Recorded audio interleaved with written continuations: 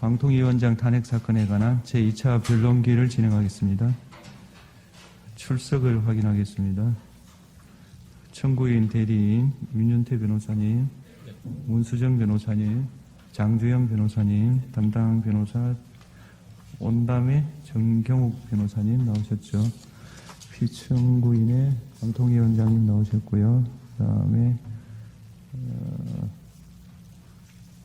정론이죠. 정론의 최창호 변호사님 나오셨고요. 진행 순서는 증인신문 먼저 하고요. 서면 확인, 증거조사, 재판관 질문 이렇게 하겠습니다. 증인신문 하겠습니다. 증인 나오셨습니까? 예. 됐어요? 다 하긴 했죠.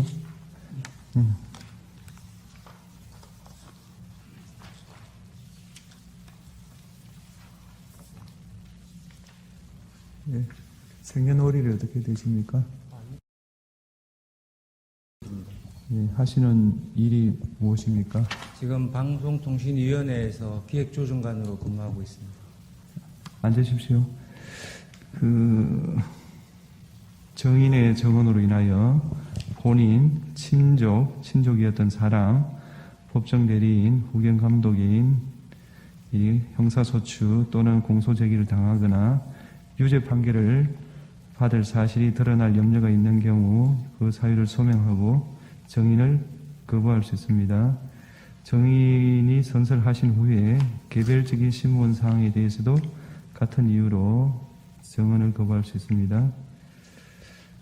그 다음에 선설하신 후에는 경험하지 않은 사실을 경험한 것처럼 또는 기억이 불분명한데 분명한 것처럼 이렇게 진술하면 위정죄로 처벌받을 수 있습니다. 예, 선서하십시오.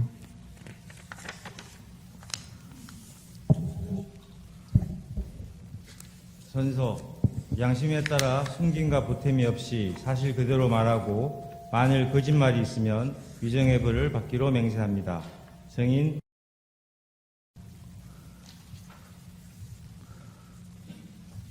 네, 청구인 주신문 하십시오.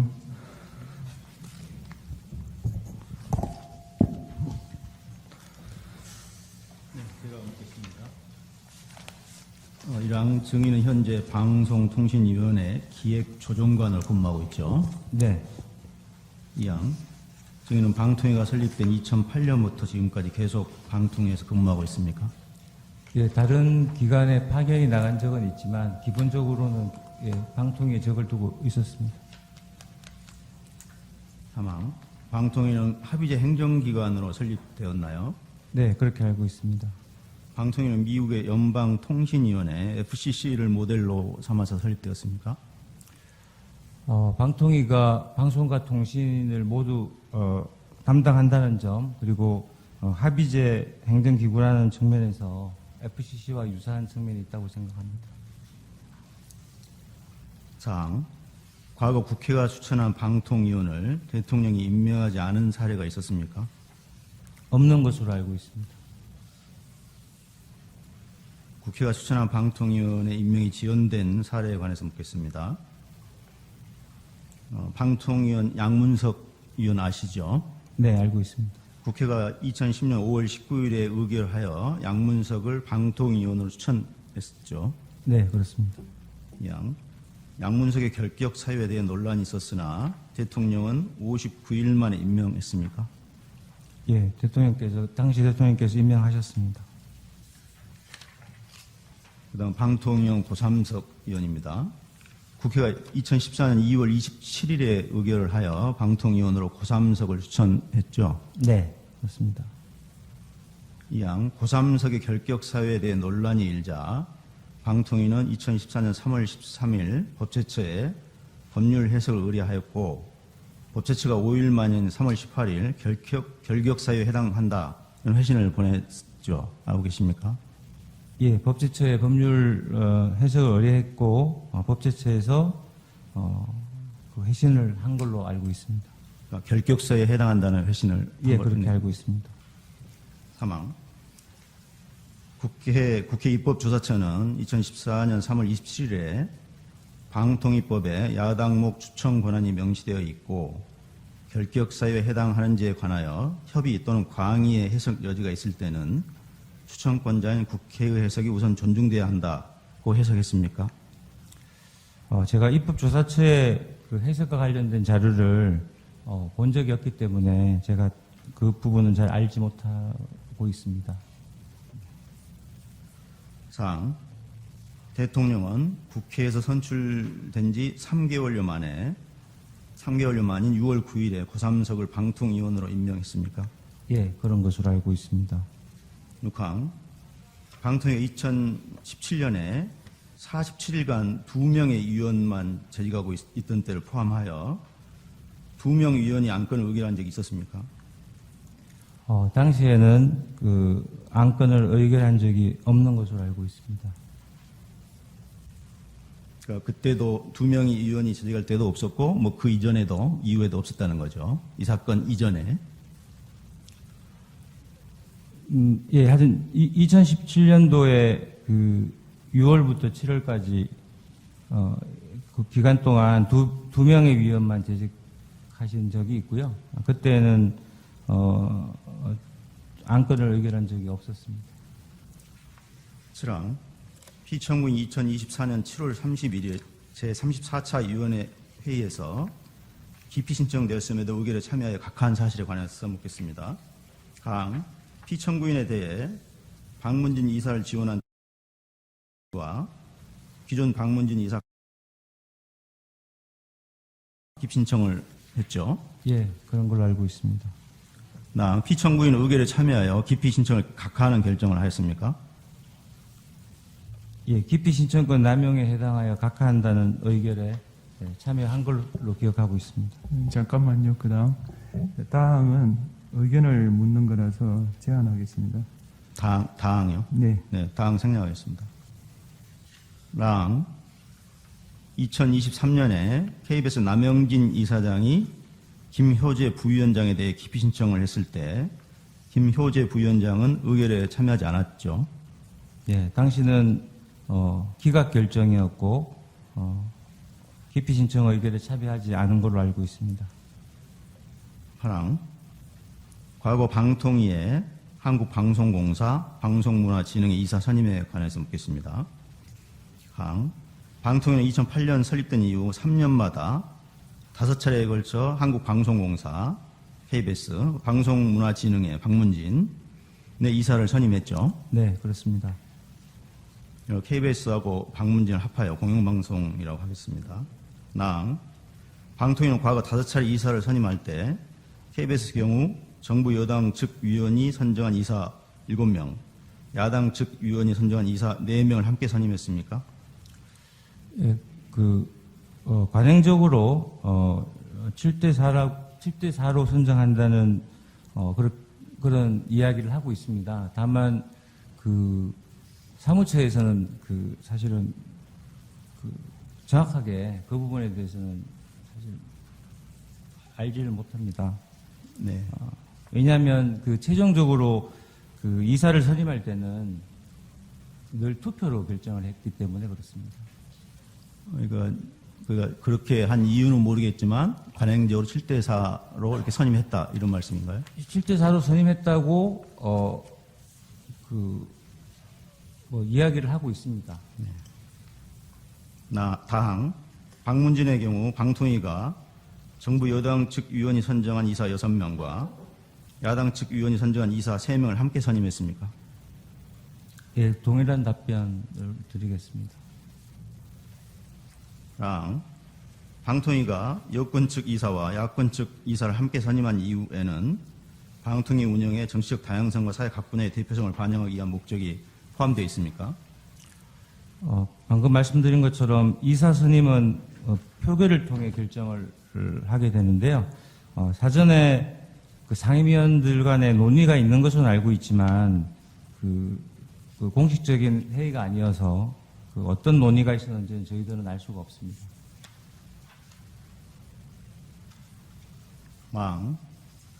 방통위가 과거 공영방송의 여권 측 및 야권 측 이사를 선임할 때마다 위원 5명이 논의하고 의견을 조율하는 절차를 거쳤습니까? 예, 통상 그렇게 한 것으로 저는 알고 있습니다. 구항 역시 7월 31일 개최된 그 34차 위원회 회의의 절차 등에 대해서 묻겠습니다. 강, 이 회의에서 4개의 안건, 즉 방통위 부위원장 호선에 관한 건, 위원 기피 신청에 관한 건, 한국방송공사 이사 추천 및 방송문화진흥회 이사 임명 관련 후보자 선정에 관한 건, 한국방송공사 이사 추천 및 방송문화진흥회 임원 임명에 관한 건, 이 4건이 의결되었죠. 네, 그렇습니다. 지금 이 회의에 배석하셨죠. 예, 네 개의 안건이 기획조정관 소관이었기 때문에 보고자로 제가 참석을 했습니다. 그럼 증인이 회의에 배석해서 무슨 일을 하셨나요? 제가 참석은 했지만 실제로 보고는 담당 과장이 했고 주로 뭐 표결하는 절차를 밟았기 때문에 제가 특별하게 무슨 역할을 한 것은 없습니다. 그 담당 과장이 그 과장인가요? 네, 그렇습니다. 다음 방통위 회의 운영 규칙에 따르면 회의를 소집하고자 할 때에는 회의 일시 장소 및 상정 안건을 정하여 회의 개최 이틀 이전에 각 위원에게 통지해야 한다라고 되어 있는데 이 회의 개최를 사전에 통지를 안 했죠? 예, 방통위 회의 운영 규칙에 긴급하거나 부득이한 사유가 있는 경우에는 예외 규정을 두고 있고, 그 회의 당일날 그 위원장님께서 그 상임위원께 통지한 것으로 저는 알고 있습니다. 그러니까 사전에 회의 개최를 통지하지 않는 사유, 긴급을 요하거나 부득이한 사유가 있었나요?를 제가 라항에서 물으려고 했는데 지금 말씀은 그냥 위원장이 당일날 통지한 것을 알고 있다 이런 뜻인가요? 예, 위원장님께서 긴급을 요하거나 부득이한 사유가 있다고 판단을 하셨고 다른 상임위원도 동의를 했기 때문에 회의가 진행된 것으로 저는 알고 있습니다. 망 24년 7월 31일에 임명된 피청구인과 김태규 위원이 임명 당일에 그러니까 7월 31일에 의결에 참여했죠. 네, 그렇습니다. 네, 파항도 제안하겠습니다. 의견을 묻는 것으로 보입니다. 사항 그 회의가 개최된 7월 31일의 일정을 시간 순서대로 이렇게 정리를 해봤는데요. 맞는지 한번 보세요.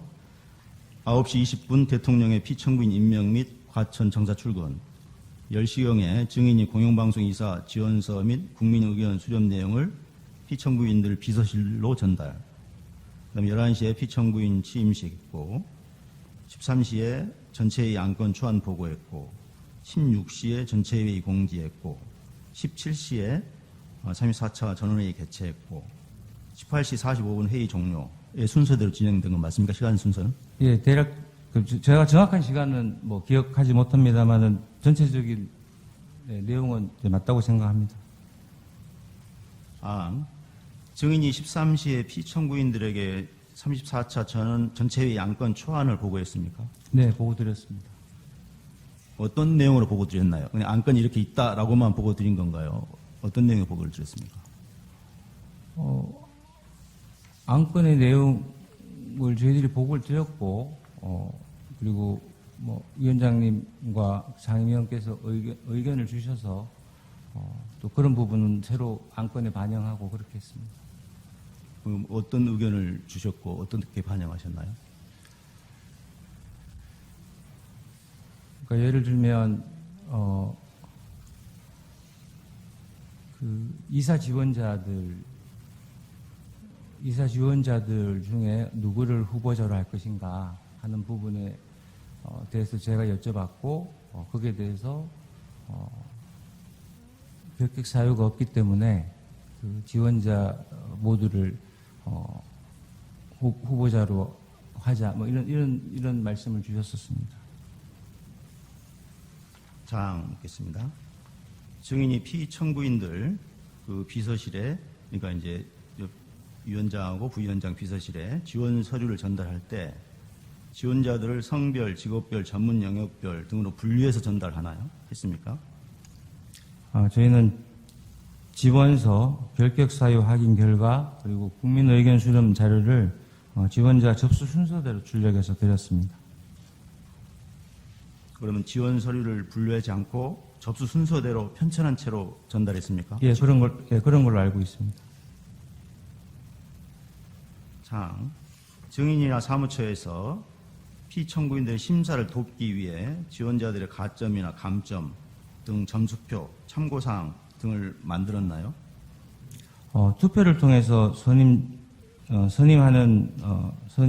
절차를 진행하는 구조이기 때문에 사무처에서는 가점, 감점 등 점수표를 작성하지는 않습니다.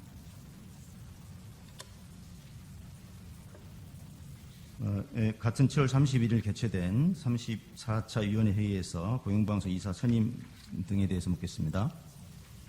강, 방송법과 방문진법에 따르면 당원의 신분을 상실한 날로부터 3년이 지나지 않거나 공무원 임용 결격사유에 해당하는 사람은 공영방송 이사가 될 수 없죠. 네, 그렇습니다. 방통위는 이사 지원자들의 당적을 확인하기 위해 52개 정당에 조회했습니까? 예, 당시 선관위에 등록된 그 49개 정당에 문서를 보냈습니다. 그리고 19일까지 답변을 요청하였는데 그 중에서 9개 정당에서 답변을 보내왔습니다. 그러면 국민의힘과 민주당을 포함하여 40여 개 정당에서 회신을 하지 않았습니까? 네, 그렇습니다. 그 방통위는 범죄 경력 조회를 또 했죠. 그때 네. 회신을 받았습니까? 네, 회신을 받았습니다. 언제 받으셨나요? 제가 알기로는 7월 23일 전원 모두 이상 없음으로 회신을 받았습니다. 7월 13일이요? 7월 23일. 23일.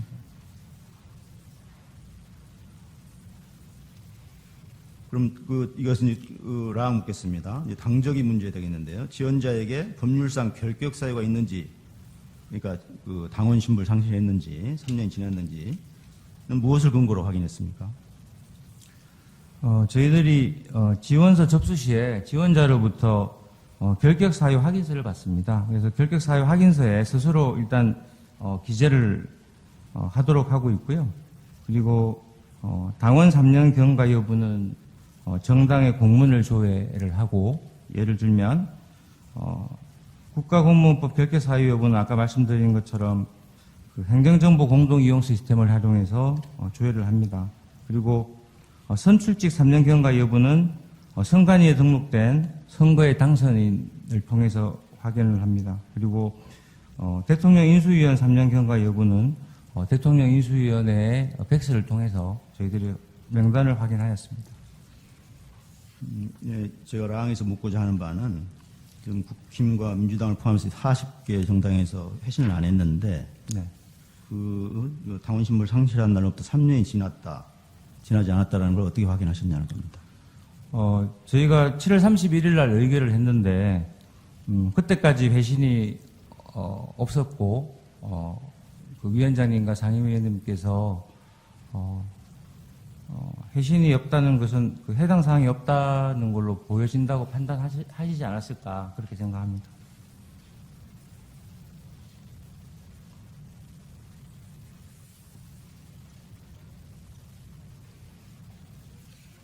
그럼 증인은 방통위가 보낸 지원자의 당적 조회, 범죄 경력 조회는 생략하겠습니다. 당적 조회에 대한 회신이 오지 않았다는 사실을 피청구인들에게 보고했습니까? 네, 보고 드렸습니다. 한국방송공사 이사 지원자는 53명, 박문진 이사 지원자는 32명이었습니까?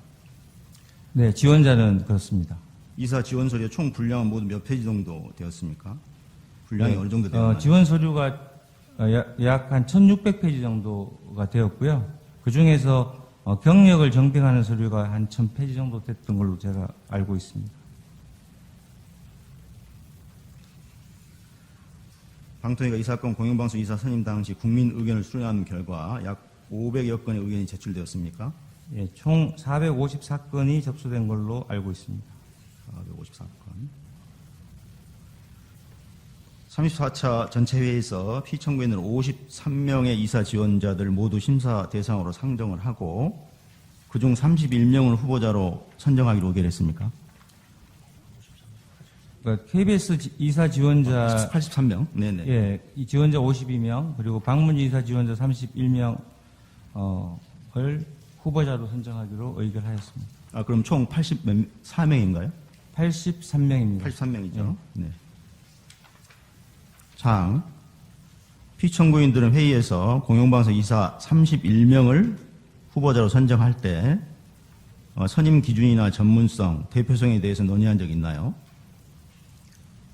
지원자들을 모두 후보자로 선정할 때는 지원자들이 모두 결격 사유가 없었기 때문에 후보자로 선정을 했었고요. 이 후보자들을 대상으로 실제 이사를 선임할 때에는 두 분께서 그런 것까지 고려해서 투표하지 않았을까 그렇게 생각하고 있습니다. 그러니까 제가 이해하기로는 지원자 83명 중에 1차로 31명을 선정하고 거기서 다시 또 최종 이사 후보를 선정한 걸로 알고 있는데 그렇게 되는 건 아니에요? 그렇지 않습니다. 예, 아까 말씀드린 것처럼 네. KBS 이사 지원자 52명, 방문지 이사 지원자 31명을 후보자로 선정하고 이 후보자 전체를 대상으로 해서 그 중에서 이사를 선임하였습니다. 그러면 그 차항에서 그 선임 기준이나 전문성, 대표성에 대해서 논의한 적이 있냐라고 제가 여쭤봤는데 그에 대해서 뭐라고 답변하셨죠? 다시 한번 정리해 주세요. 이사를 선임하는 위원회 회의에서는 별도로 개별 이사에 대한 논의는 없었습니다. 다만 그 투표를 하실 때 그런 부분들을 감안해서 하시지 않았을까 그렇게 생각하고 있습니다.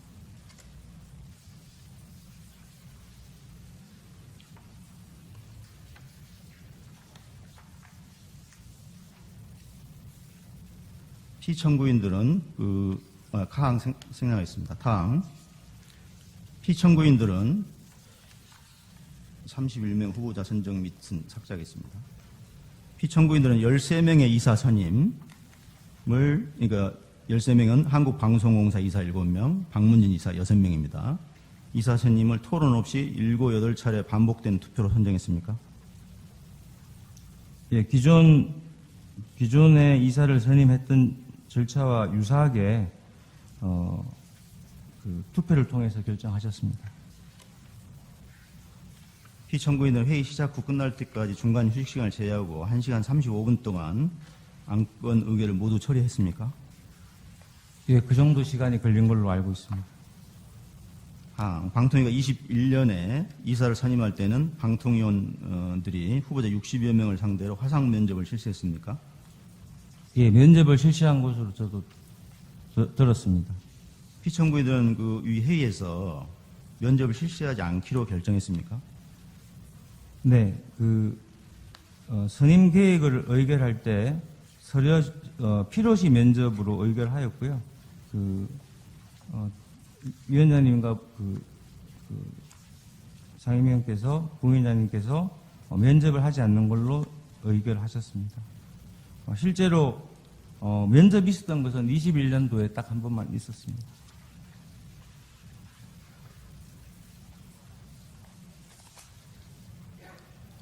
그왕 방문진 이사로 선임된 지원서에 KBS, MBC, SBS, YTN, EBS 시청자 위원으로 재직 중이라고 기재했죠.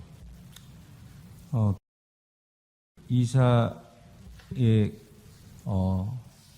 국민 의견 수렴용 이사 지원서에 정확하게 이렇게 기재되어 있습니다.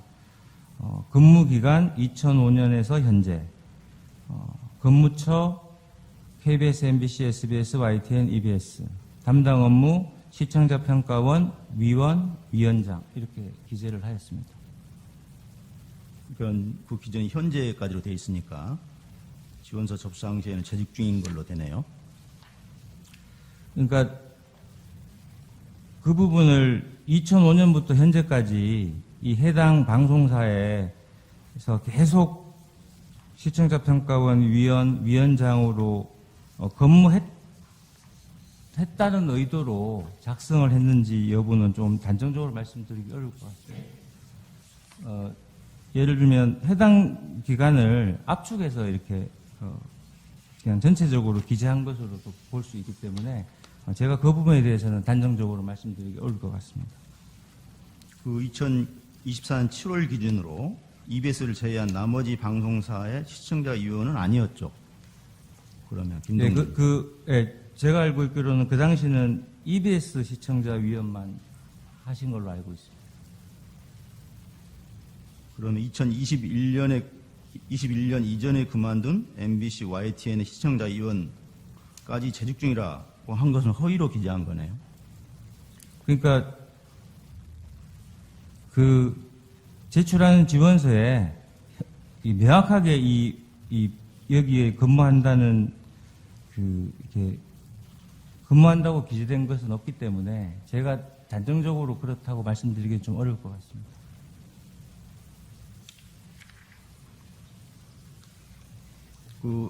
이와 같은 허위 기재 내용이 선정 과정에서 논의되었습니까? 뭐 허위든 아니면 사실과 다르든 뭐 증인 단정적으로 이야기할 수 없다고 하는데요. 이런 게 논의가 됐었어요. 이 재직 기간의 사실 여부에 대해서. 위원회 회의에서는 개별 후보자에 대한 뭐 논의는 없었습니다.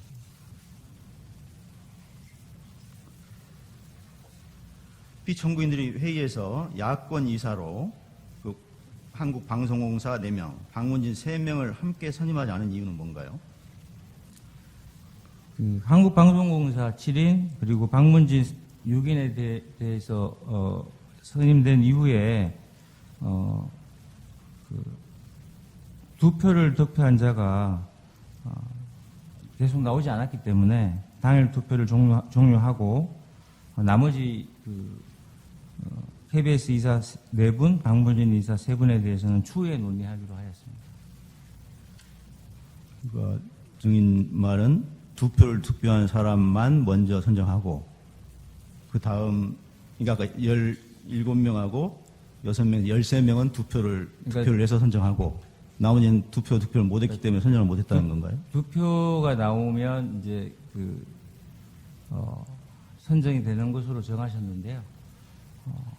6분, 7분이 나온 이후에는 투표를 득표한 분이 나오지 않아서 투표 절차를 종료하고 추후 논의하기로 그 당시 하였던 걸로 제가 알고 있습니다. 더왕 피청구인의 위 회의에서 선임하지 않은 야권 이사들 선임과 관련하여 향후 언제 어떻게 선임할지에 대해서 의결하였습니까? 구체적인 의견은 없었고 나머지 이사분들은 추후 논의하기로 했던 걸로 저는 기억을 하고 있습니다.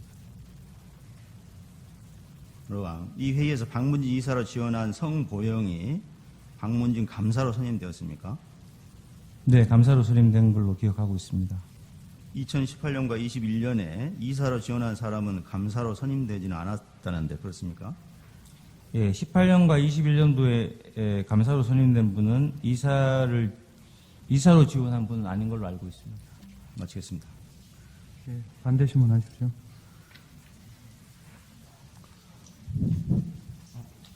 증인, 제가 묻겠습니다. 네. 예. 아까 청구인 측에서 물어본 그분이 이사가 되셨나요? 네. 지원서에 뭐 언제부터 언제까지 어디 이렇게 한꺼번에 두루뭉실하게 돼 있었나요? 아니면 어떻게 돼 있었는가요? 그 한 줄에 예. 그러니까 근무 기간 잠깐만요.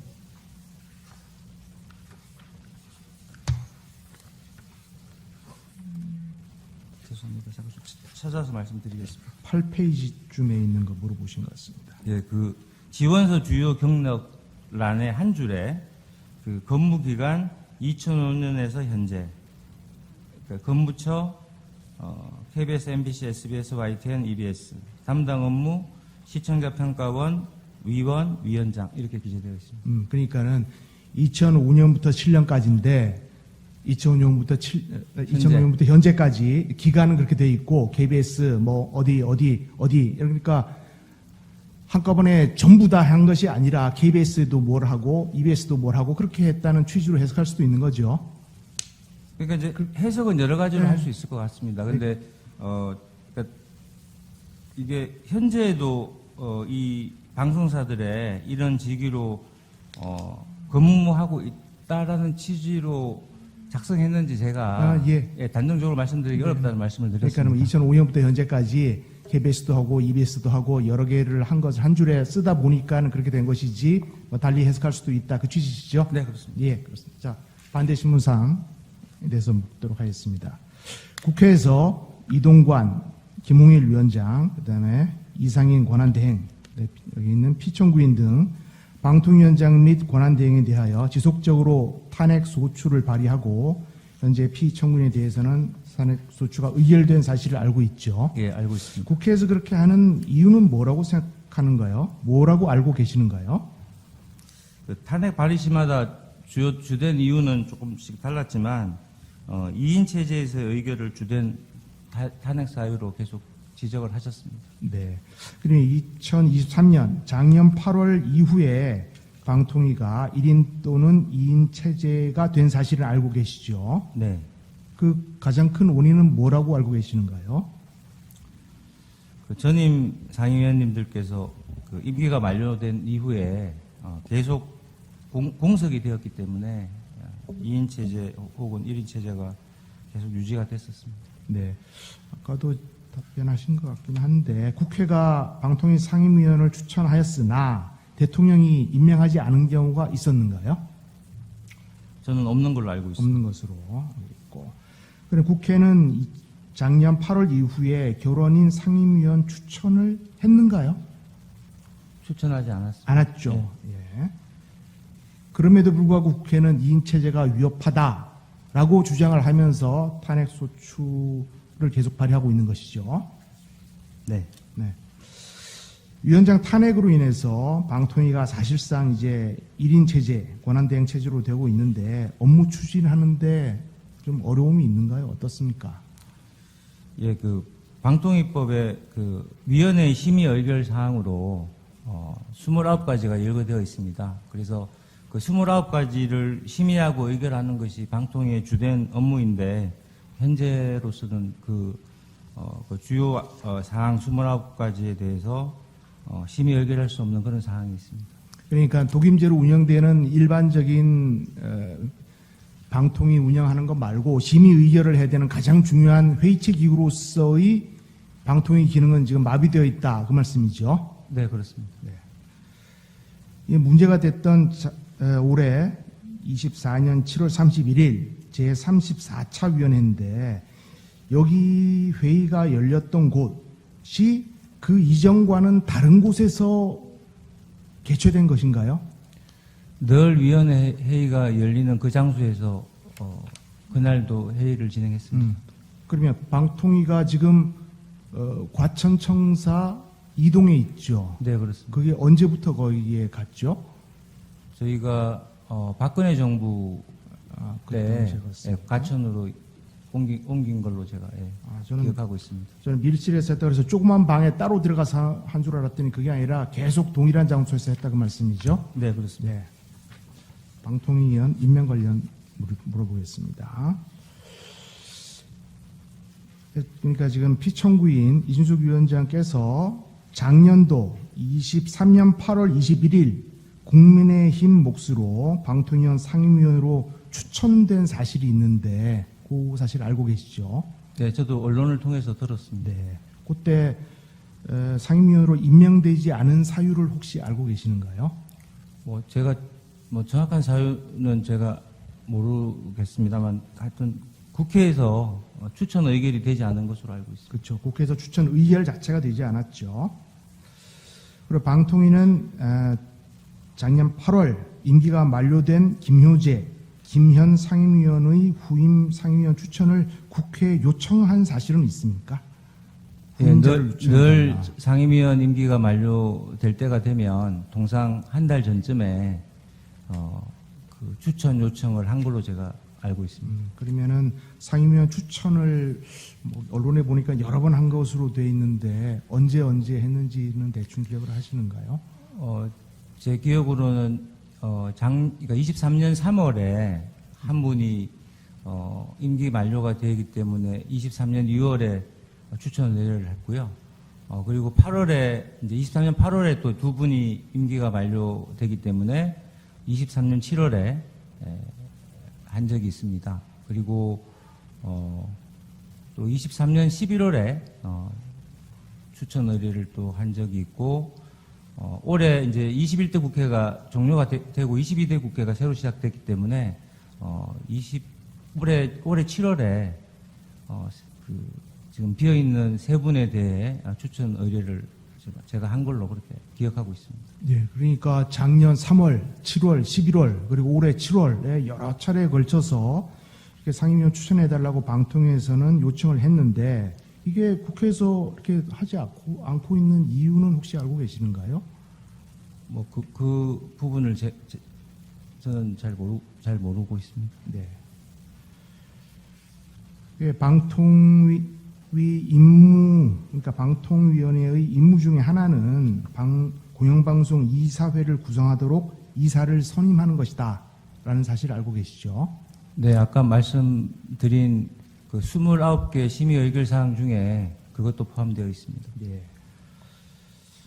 예, 피청구인이 작년 7월 31일 박문진 이사를 임명하고 KBS 이사를 추천한 사실을 알고 계시죠? 네, 알고 있습니다. 그런데 박문진 이사와 KBS 이사들의 임기가 박문진은 8월 12일이었고 그다음에 KBS 이사는 8월 31일이어서 이게 7월 31일이면 한 달, 그러니까 12일, 2, 3일밖에 안 남았고 그다음에 한 달밖에 안 남았으니까 한 달 전쯤에는 이사를 추천하거나 임명을 해야 되는 것이 상식적으로는 맞는 거죠. 네, 임기 만료 전에 추천하고 임명하는 것이 맞다고 생각합니다. 예. 통상적으로 이게 한 임기 만료 전에 한 어느 정도 전에 뭐 추천을 하거나 임명을 해 왔었습니까? 통상은 8월쯤에 했던 걸로. 그러니까 제가- 이게 박문진 이사는 8월 12일 날 임기가 만료되니까 그러니까 그 이전에 그러니까 항상 그 이전에 했습니다. 그 이전에 아니었고 그 3대2 비율 관련 물어보겠습니다. 예, 방통위가 2008년 2월에 설립된 것이죠. 네, 그렇게 기억하고 있습니다. 방통위 출범 이후에 22년 5월경에 문재인 정부가 출범하기까지 새 정부 출범에 맞추어서 위원장이 사퇴한 사례가 있습니까?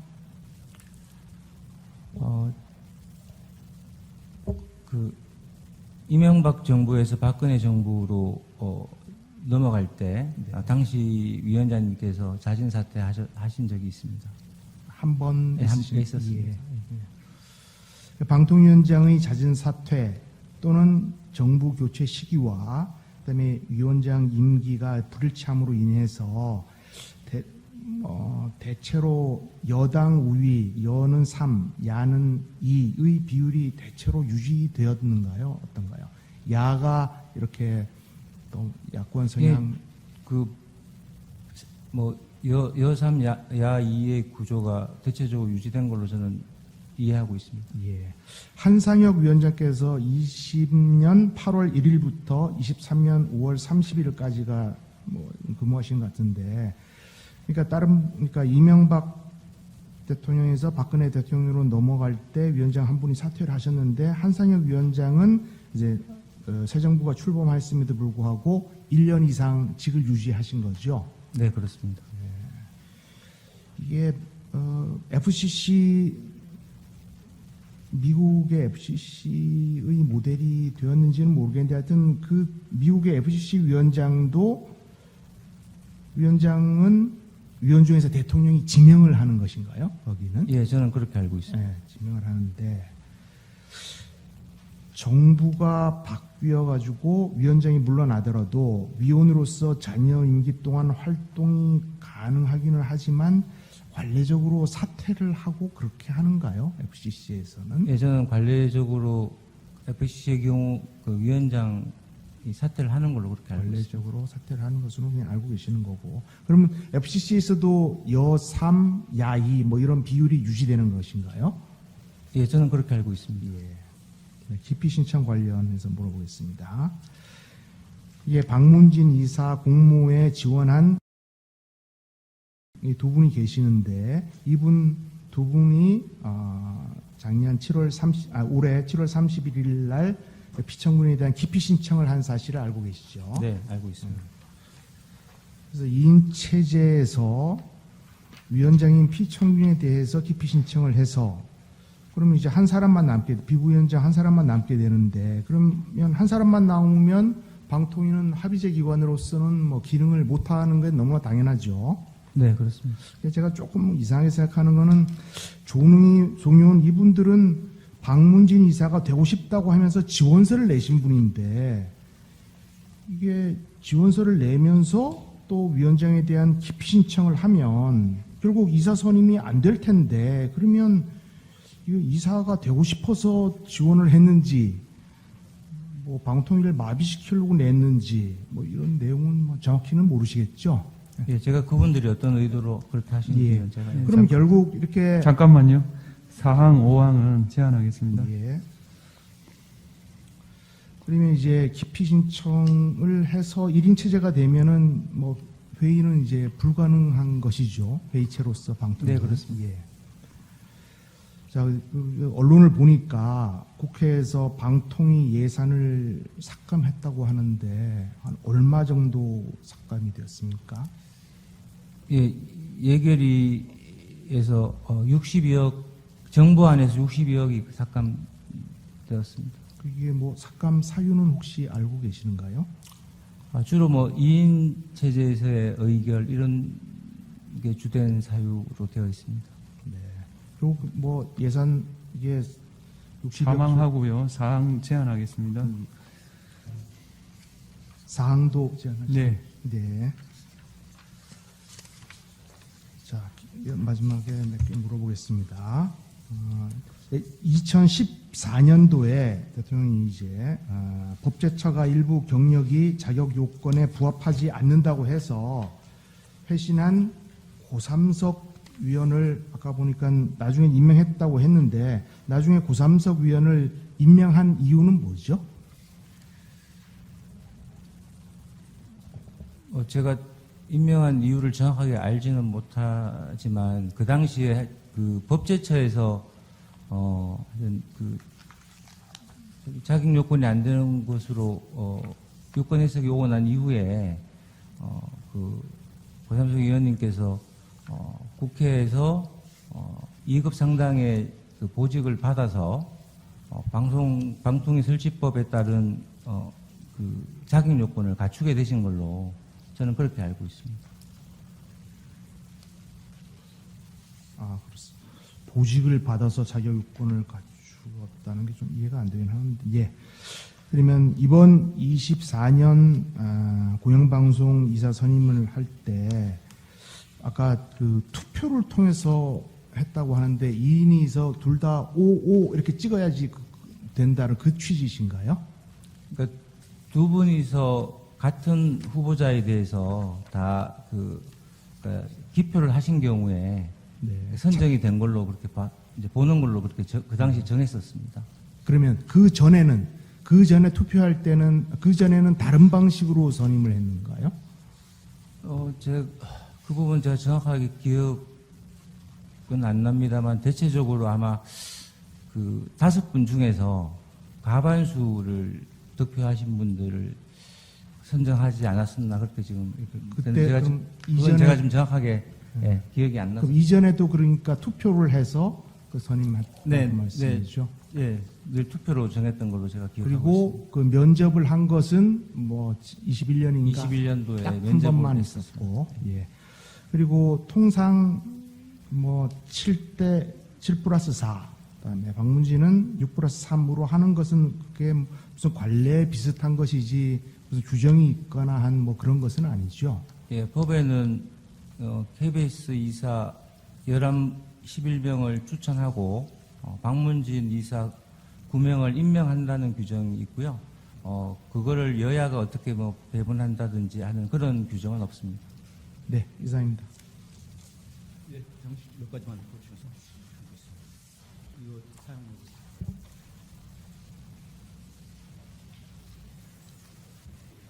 아까 그 예산이 뭐 60몇 억이 삭감됐다 이런 말씀하셨는데 제가 지금 이 언론 보도 자료에 보니까 삭감된 부분도 있고 국회 예산심의에서 증액된 부분도 있고 그래서 이 표에 나온 것만 보면 한 56억 정도가 증액이 됐더라고요. 순증됐더라고요. 그 증액된 부분도 포함하면 순증된 거 아닙니까? 그 예결에서 통과될 때는 삭감만 있었습니다. 증액은 없었습니다. 아, 그럼 이 과방위에서는 순증됐는데 예결위에서 다시 삭감됐나요? 네, 가방에서는 저기 뭐 삭감 예산도 있었고 증액 예산도 있었습니다. 하지만 예결위에서는 삭감 예산만 통과한 걸로 제가 지금 증액 알고 예산은 있습니다. 통과가 안 되고요. 네, 네.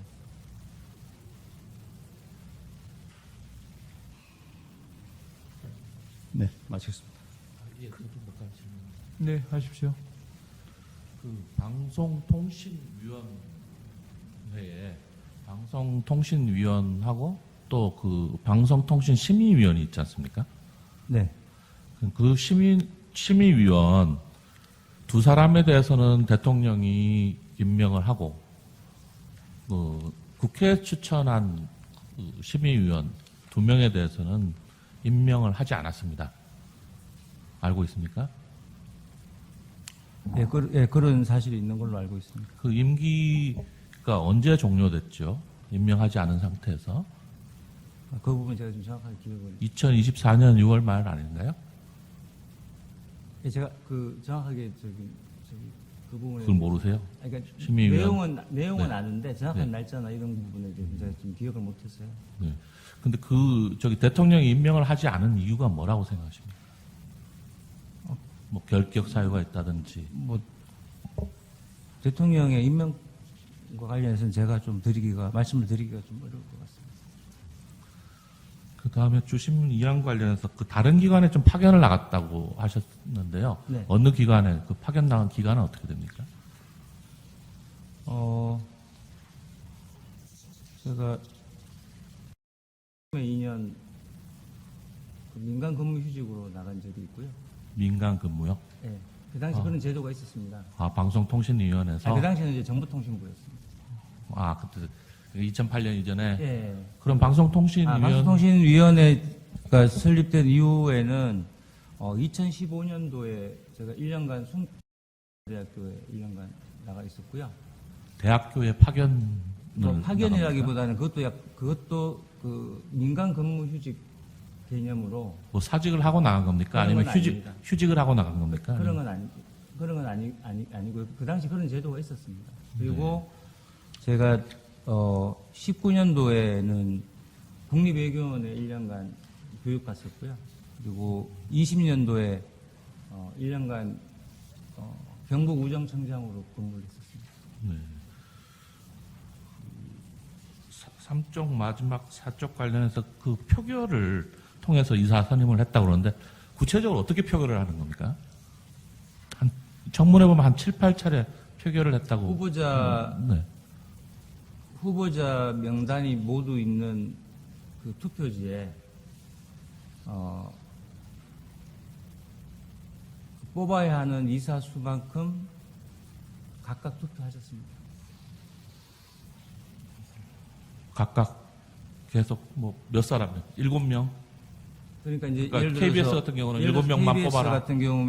경우는 11명이니까요. 예. 그 두 분이서 그 전체 후보자 중에서 네. 그러니까 11명에 대해서 투표를 하셨습니다. KBS 11명을 다 투표를 했어요? 예, 그렇습니다. 그럼 박문진도 9명을 다 투표를 네, 했어요? 그렇습니다. 그 중에서 이제 겹치는 사람 뽑았습니다. 두 표. 예.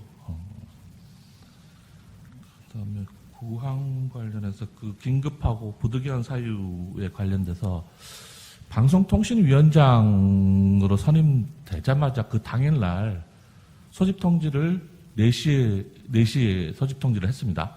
그걸 받고 혹시 직원들 중에서나 본인 증인 중에서 이게 긴급하거나 부득이한 사유가 있다라고 그렇게 판단을 해서 아니면 그 사유가 없다라고 얘기를 혹시 뭐 통신위원장이나 부위원장한테 김태규 상임위원한테 얘기한 적 있나요? 아까 말씀드린 것처럼 위원장께서 그렇게 판단하셨고, 그러니까 통보받은 상임위원님도 그 회의 개최에 대한 동의를 하셨기 때문에 회의가 개최된 것이고요.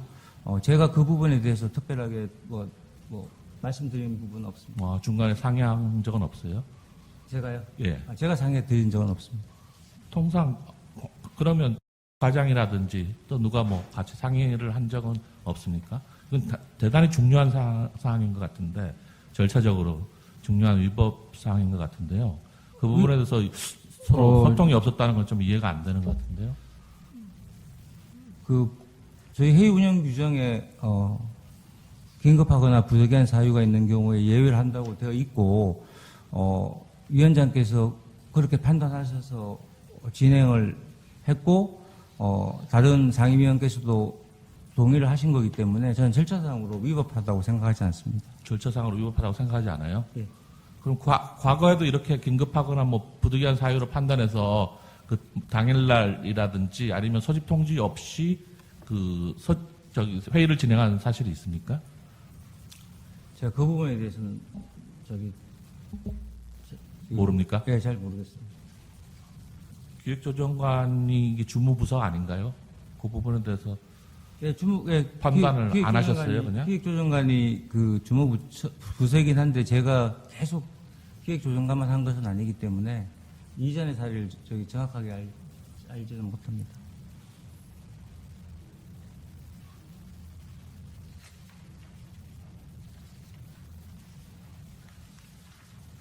아까 그 반대 신문 사항 처음에 관련해서 그 8페이지에 뭐가 적혀 있나요? 8페이지 아까 피청구인 대리님께서 8페이지라고 얘기했는데 그 내용이 뭡니까? 그거 한번 좀 비춰주시면 좋겠는데요. 거기에 그러니까 경력을 쓰는欄에 이제 근무 기간이 있고 그다음에 그 해당 조직이 있고 그다음에 거기서 어떤 업무를 했는지를 쓰는欄이 이렇게 돼 있는데요. 그게 8페이지입니까? 뭐 8페이지는 제가 뭔지 잘 모르겠고요. 8페이지라는 말은 제가 어떤 의미인지 잘 모르겠고 그래서 거기 이제 그냥 한꺼번에 다 쓰셨습니다. 그래서 제가 드린 말씀은 그 한꺼번에 쓰신 부분이 이전부터 현재까지 그 해당 방송사에서 그 해당 보직을 계속 맡고 있다는 의미로 쓰신 건지 아니면은 그 기간 동안 그런 업무를 한 적이 있다라고 쓰신 건지 제가 단정적으로 말씀을 드리기 어렵다라고 말씀을 드렸습니다. 지금 이렇게 중요한 직책의 이력을 기재하는 난에 그렇게 KBS, MBC, EBS 등 YTN 등 뭐 공영방송에 대해서 시청자위원으로 그래도 중요한 직책일 것 같은데 그걸 한꺼번에 뭉뚱그려 쓸 수도 있나요? 제 같은 경우는 저도 뭐 선거 관련해서 이렇게 이력서를 쓰다 보면 날짜가 굉장히 중요하거든요. 언제부터 언제까지 이렇게 중간에 끊겨 있으면 끊긴 부분도 다 표현을 하는 게 맞는 것 같은데 그 부분에 대해서 뭐 체크를 하진 않았어요? 나누어서 쓰셨으면 더 좋았을 거라고 생각합니다. 더 좋았을 거라고요?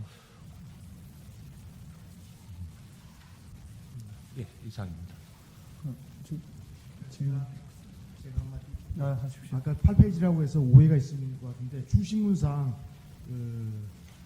청구인 측 주신문상 9-8페이지에 거에 있는 것을 8페이지라고 말씀드렸고 제가 아까 여쭤본 거는 그게 2005년부터 현재까지라는 거기에 보니까는 KBS, MBC, SBS, YTN, EBS가 그러니까 지금 말씀하신 대로 뭐 2005년대는 KBS, 2006년도는 MBC 이렇게 쓰면 좋지만 이 양반이 아마 2005년부터 현재까지를 KBS, MBC, 뭐 쭉쭉쭉 EBS까지 한꺼번에 두루뭉실하게 다 썼다는 그 취지이신 거죠, 그러니까 한 줄에. 그러니까 그렇게 쓰셨는지 아니면 정말로 지금까지 현재까지 그렇게 한글로 읽힐 의사로 쓴 건지를 제가 판단할 수가 없다는 말씀을 드린 겁니다.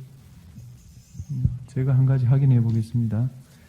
그 2024년 7월 31일 방통위 브리핑 자료에 따르면요.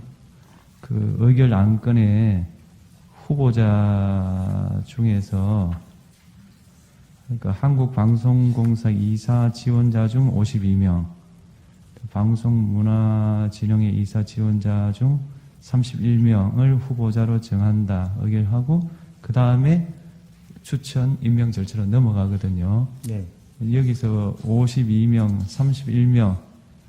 31명은 이사 지원자 전체가 아니지 않습니까?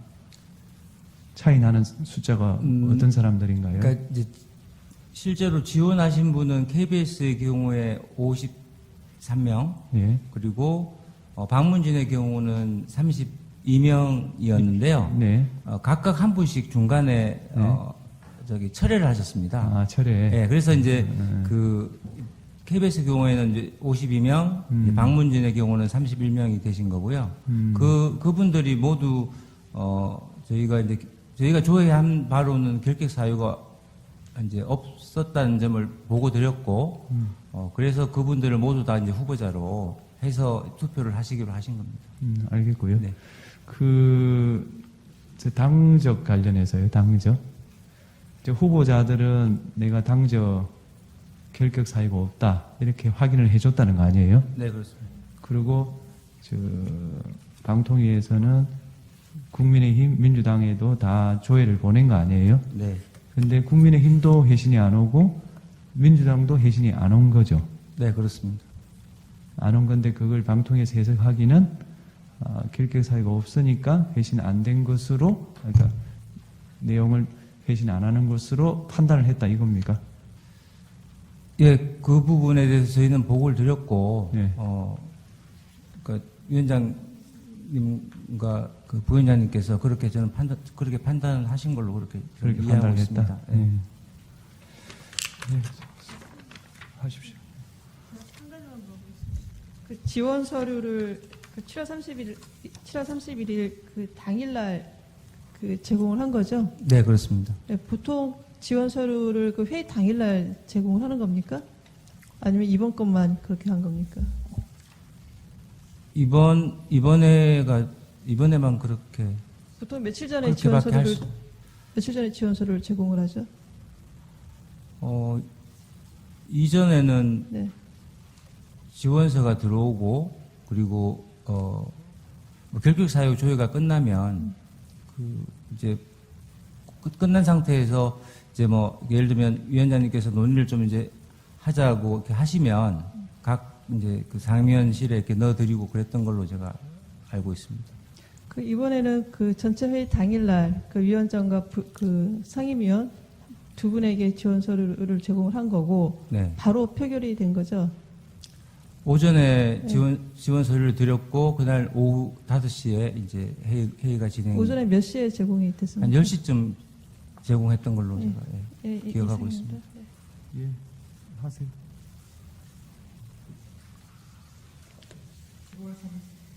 7월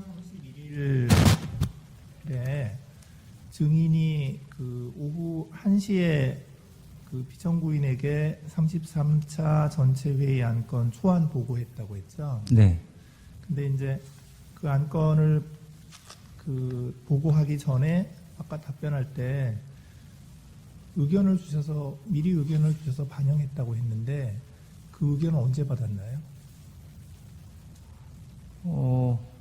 그러니까 제가 아까 전에 이런 거예요. 질문의 취지는 33차 전체 회의 안건 초안을 1시에 이제 보고를 했는데 그거는 그냥 증인이 작성한 거를 그냥 보고를 한 건지 아니면 그 전에 피청구인한테 어떤 의견을 받아서 그걸 작성한 건지 그걸 묻는 겁니다. 오전에 작성 지시를 하셨었고요. 그래서 작성을 해보라고 말씀을 주셨고, 그래서 그에 따라서 저희가 1시쯤 저희들이 작성한 자료를 초안을 보고 드렸고, 아까 말씀드린 것처럼 저희 안건에 예를 들면 그 후보자 선정의 건이 있지 않습니까? 그런 부분에 대해서 그 지원자 전원을 후보자로 뭐 하자 이런 의견들을 주셔서 그런 부분들을 반영해서 안건을 이제 더 이렇게 그러니까 위원회 보고할 안건을 그렇게 만들었습니다. 그러면 최초 보고를 한 거는 언제입니까? 그날이 최초 안건을 보고한 시점이 오후 1시경이었습니다. 아니요. 그러니까 오전에 뭘 지시가 있었다고. 오전에는 그러니까 지시를 하신 거고요. 저희가 무슨 자료를 뭐 안건을 가지고 와서 보고를 드리거나 그런 건 아니었습니다. 그러니까 그 오전에 그 지시를 받은 게 이제 이 안건에 관해서는 최초로 지시를 받은 겁니까? 그 전에는 그렇습니다. 지시 받은 거 없어요? 예. 왜냐하면 당일부터 임기가 시작되셨기 때문에 당일날 저희가 받았습니다. 그 전에는 뭐 예, 지시 없었습니다. 받은 거 없고요. 예.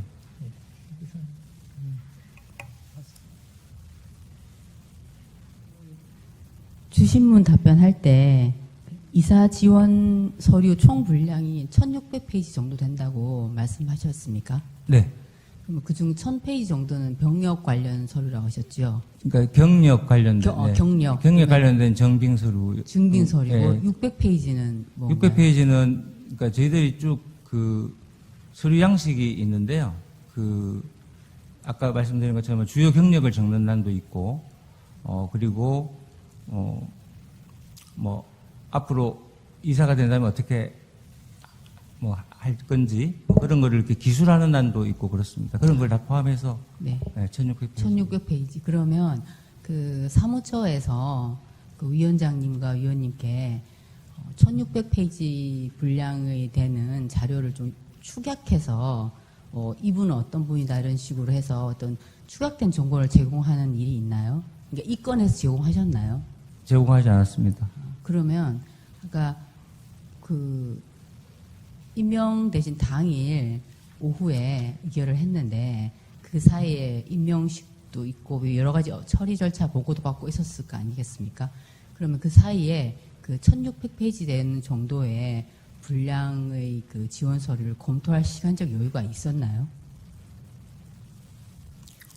그거는 제가 답변 드리기는 좀 제가 검토한 사항은 아니라서. 여튼 그날 이 서류가 이제 두 분께 보고가 간 것도 그 당일이죠. 그렇습니다. 네. 서류 전달 시각을 정확하게 이야기하자면 몇 시라고 할 수 한 있을까요? 10시경. 10시경 서류 전달됐다. 그럼 그때부터 회의하기 전까지 그 1,600페이지 정도 되는 분량을 검토했었어야 된다는 말씀이죠. 네, 그렇습니다. 네, 알겠습니다. 이상입니다. 승인 수고하셨습니다. 돌아가십시오. 저 제출 서면 확인을 하겠습니다.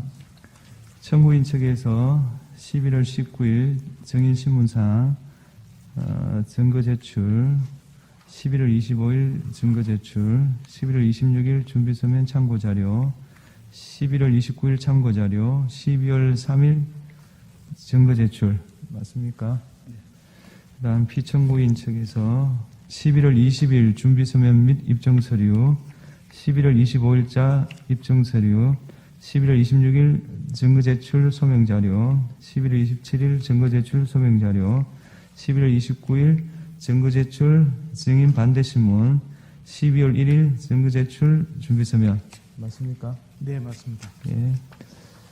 뭐 특별히 의견 뭐 진술할 거 있습니까? 특별히 없습니다. 하십시오. 이번 건과 관련해서 가장 중요한 이슈로 등장하고 있는 것이 바로 그 2인 체제 문제인데요. 그 책임 소재가 어디에 있느냐 관련해서는 지난번 심리 때도 다뤄졌습니다만 제가 기사를 검색하는 과정에서 최민희 의원의 2024년 그러니까 올해 8월 28일에 그 인터뷰 기사를 보게 됐습니다. 네. 그런데 이제 직접 그 최민희 의원의 이야기입니다. 이때 그 2023년 11월 7일 본인이 직접 스스로 사퇴하기 전에 이를 거론을 하면서 이렇게 이야기합니다. 지금부터 인용입니다. 제가 원외였기 때문에 직접 법제처에 전화할 수도 없었고 계속 심사 중이라는 답변만 받았다. 당시 민주당의 방침은 방통위가 국가기관이니까 여야 3대2의 불리한 구조라도 안으로 들어가서 최소한의 견제라도 하자. 그러려면 방통위를 잘 알고 방송통신을 잘 아는 사람을 넣자는 취지였다.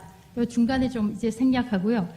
그래서 그 질문이, 기자 질문이 최근 8월 9일, 그러니까 2024년 8월 9일 과방위 방송장학청문회에서 2023년 11월 7일, 요거는 이제 최민희 당시 위원장 발언입니다.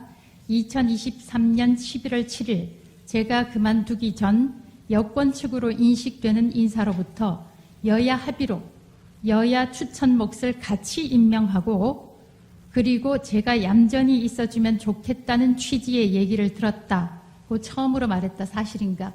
이렇게 기자가 질문합니다.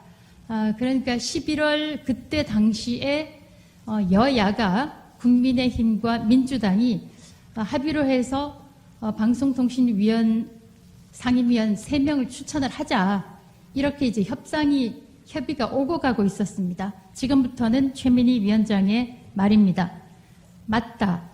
여야가 사실 협상하는 거다. 여야 지도부 간에 대화도 했고 협상도 했을 거다. 제가 애걸해서 방통위에 들어갈 이유가 없다. 들러리 설 수밖에 없는 여야 3대2 구조로 들어가게 됐을 때 굉장히 고민했다.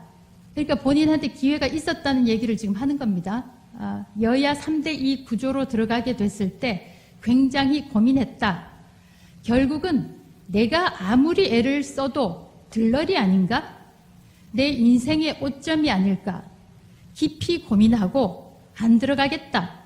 내가 될 수 있는 다른 방식으로 싸우겠다고 마음먹었다. 홍익표 당시 원내대표를 만나서 타협하지 말라고 했다. 저는 이 타협하지 말라고 했다는 의미를 추천하지 말라. 국회에서 추천하지 말라. 민주당에서 사실은 추천권, 본회의 표결권을 가지고 있으니까 민주당에서 이걸 받아들이지 말라, 추천하지 말라는 의미로 저는 읽고 있습니다. 그 다음 또 최민희 위원장 발언입니다. 이동관은 탄핵시켜야 한다고 이야기하고 저도 후보를 그만뒀다. 벌써 이때 이동관 당시 방송통신위원장에 대해서 탄핵하라고 최민희 당시 후보와 홍익표 당시 원내대표가 이야기를 했다는 얘기입니다. 당시 원내 지도부와 상의하고 이동관 탄핵을 방향으로 정하고 그리고 그만둔 거다. 이게 바로 최민희 위원장의 2024년 올해 8월 28일에 직접 인터뷰, 직접 발언한 내용입니다. 그래서 이것만 보더라도 민주당이 의도적으로 국회 추천권 3인을 하지 않았다. 이렇게 볼 수밖에 없고 그 희생자가 바로 접니다. 최민희 의원은 계속해서 본인이 7개월 7일 기다렸는데 대통령이 임명하지 않았다 이렇게 주장을 하고 있지만 저는 9개월 9일 기다렸습니다. 2023년 8월 21일 국민의힘 몫으로 추천을 받았지만 본회의 표결에 올려지려면 민주당이 표결에 응해야지만 올라갑니다. 국민의힘은 국회 소수당이기 때문에 종속 변수입니다. 그래서 2023년 8월 21일부터 2024년 올해 5월 29일 21대 국회가 끝날 때까지 저는 자진 사퇴하지도 않고 9개월 9일 기다렸습니다. 그렇다면 민주당 대표가 저한테 사과를 했습니까? 하지 않았습니다. 그리고 저는 최민희 위원장은 한국정보산업연합회 통신사들도 회원사 또 통신사 이 한국정보산업연합회 회원사로 있습니다. 그리고 도 있습니다. 이런데 근무를 해서 당시 박성중 당시 의원의 표현을 빌면 여기서부터 인용입니다. 한국정보산업연합회와 SK정보산업연합회는 등 통신사 또는 ICT 기업을 대변하여 회원사들의 사업과 관련된 요구를 정부에 건의하고 정책을 수립하는 ICT 통신사의 연합체다. 실질적으로 회원사들의 이익을 대변하는 단체로 봐야 한다. 이렇게 이제 이야기를 했고요. 상근 부회장을 역임하면서 총 4억 8,400만 원 이상 보수를 받았다. 이렇게 박성중 의원의 이야기를 한 바 있는데 저는 아무런 결격 사유 없이 9개월 9일 동안 기다리다가 21대 국회가 끝나면서 자동 그냥 없던 일로 됐습니다. 최민희 의원은 7개월 7일 기다리면서 다른 방식으로 싸우겠다. 이동관 탄핵하고 절대 국민의힘과 타협하지 말라. 이렇게 하고 자진사퇴했습니다. 이 말씀을 꼭 드리면서 과연 현재 2인 체제의 책임이 어디 있는지 알아주셨으면 좋겠고, 아까 기조관도 말씀을 하셨습니다만 29개 중요한 분야에서 방송통신위원회가 의결할 것이 있습니다. 그런데 수백억 원이 걸려있는 이런 의결 사항도 지금 하지 못하고 있습니다. 또 언론에 제가 얘기했지만 올해 말로 KBS1 그리고 MBC 채널들에 대해서 재허가를 해야 되는데 그것도 만약에 지연이 되면 공영방송들이 무허가 불법 방송을 하게 됩니다. 다시 한번 간곡히 말씀드리겠습니다. 네. 혹시 청구인 측 반박할 것 있습니까? 네. 지금 23년 9월, 10월경 최민희 그 당시에 국회에서 의결된 그 방통위원 내정자가 요건 측 인사를 만나서 이런저런 얘기를 나눴다라고 지금 피청구인께서 말씀하셨는데요. 그 중에서 최민희 당시 내정자가 들은 얘기는 방통위 업무에 협조해달라. 얌전히 있어주면 임용하도록 해주겠다. 그런 취지의 이야기도 들었다는 겁니다. 그래서 그러면 내가 임명이 돼가지고 그냥 조용히 가만히 있으라는 얘기냐. 그런 말하자면 조건을 수락해야만 나를 임명해 준다는 얘기냐. 그런 식의 임명권 행사가 어디 있느냐. 나로서는 수용할 수 없다.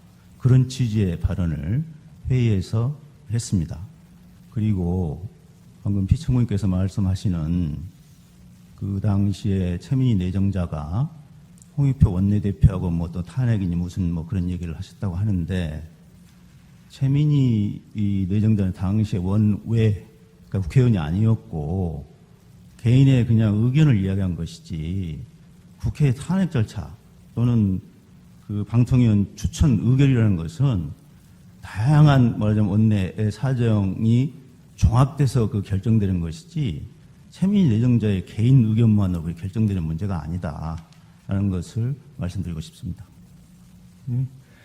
서정 확인하겠습니다. 청구인 측에서 갑제 52, 53 쭉 해가지고 갑제 69까지 제출하셨죠.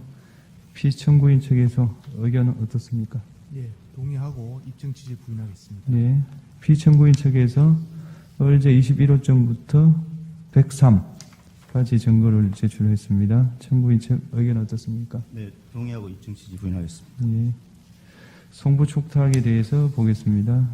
청구인이 11월 7일 서울고등법원에 2024년 65319 제재조치 취소 처분 취소 사건 기록에 대해서 송부 촉탁했고, 채택해서 11월 20일 회신이 도착했고 갑제 69호점으로 서정 제출하셨죠.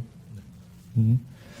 그 다음 사실조회에 대해서 보겠습니다. 피청구인이 11월 11일 11군데 사실조회 신청을 했고 모두 채택하고 사실조회 사항을 직권으로 하나 추가를 했습니다. 추가한 내용은 정원의 가반수에 미달한 상태로 위원회를 구성하고 정원의 가반수에 미달한 상태로 의결한 적이 있느냐를 추가했습니다. 사실조회 결과 모두 도착했고 그 회신 사항은 좀 참조를 하시고, 아까 제가 직권으로 추가한 데 대해서는 현재까지 그런 적은 없다는 것이 왔습니다.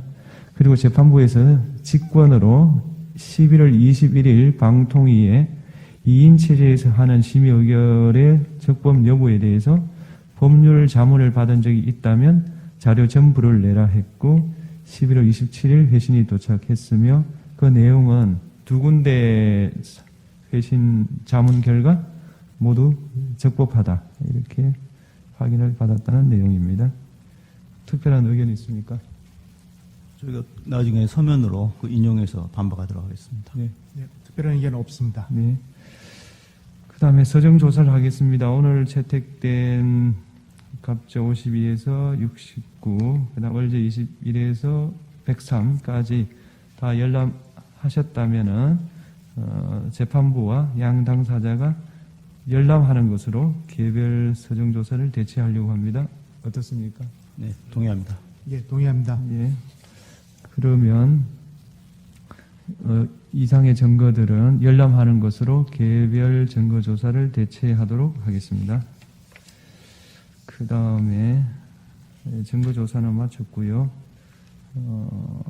추가 증거가 필요하다면 7일 내에 제출해 주시기 바라고요. 변론을 마치기 전에 재판관 질문이 있겠습니다.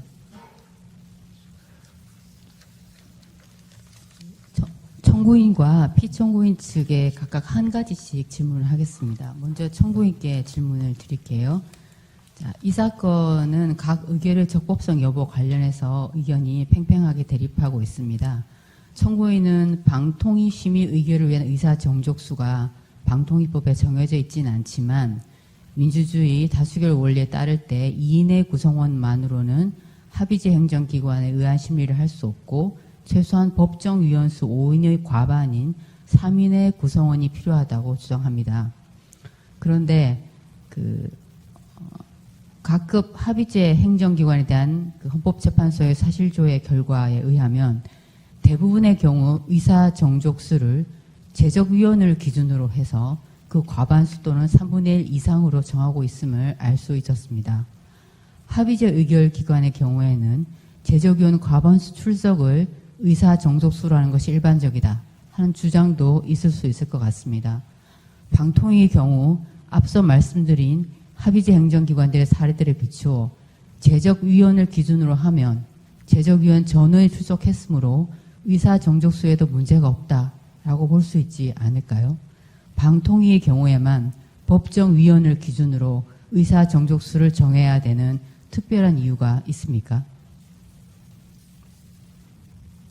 네, 답변하겠습니다.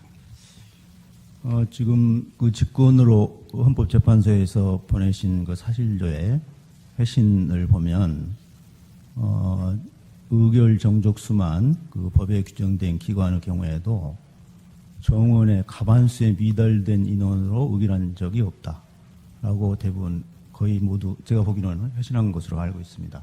그거는 의사 정족수를 별도로 규정하지 않더라도 그 정원의 과반수 이하의 위원만으로 구성된 의결 자체는 상정하지 않고 있다라는 것을 전제하고 있다. 저희는 그렇게 생각하고요.